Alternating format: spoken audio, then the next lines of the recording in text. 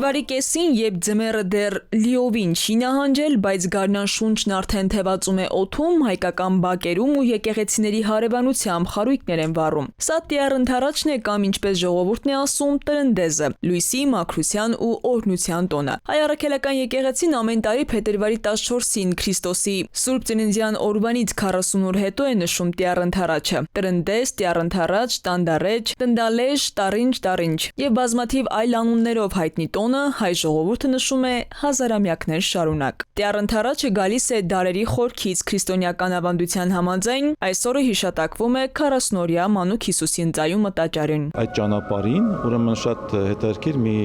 պատմություն կա, Սիմեոն անունով մի մարդ, որը ուխտ է կապել, որ մահ չճաշակի, մինչև տեսնի աշխարհի փրկչին, տեսնելով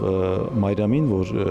երեխային բերում է տաճար, ընթառաջ է գնում, գրկում է, գոհունակություն է հայտնում Աստծուն։ Եվ այստեղից էլ տոնի անվանումն է առաջացել՝ Տիառն ընթառաջ, Տիրոջն ընթառաջ։ Հայ առաքելական Սուրբ եկեղեցում այս տոնը նշվում է մեծ հանդիսավորությամբ, երեկոյան կատարվում է նախատոնակ, եկեղեցիներում օրհնվում են մոմերն ու վառվում խարույկները։ Այսօրը հատկապես սիրելի է նորապսակներին։ Ըստ ժողովրդական ավանդույթի երիտասարդ զույգերը ձեռք-ձեռքի տված ցատկում են խարույկի վրայով, հավատալով, որ կրակը կմաքրի ամեն վատ բան ու նրանց ընտանիքին կբերի ջերմություն եւ երջանկություն։ Տոնի շուրջ ձևավորվել են նաև գեղեցիկ ժողովրդական հավատալիքներ։ Ասում են, ով առաջինը կվառի իր տան մոմը եկեղեցու օրհնված կրակից, նրա տունը լի կլինի բարօրությամբ ու եթե կրակը կպնի հարսի փեշին, տարին առատ ու քաղցր կլինի։ Եկեղեցիներում պատարագի ընթացքում կատարվում է նորապսակների օրհնության կարգ, որով էլ մենք խնդրում ենք Աստծուն, որ Աստված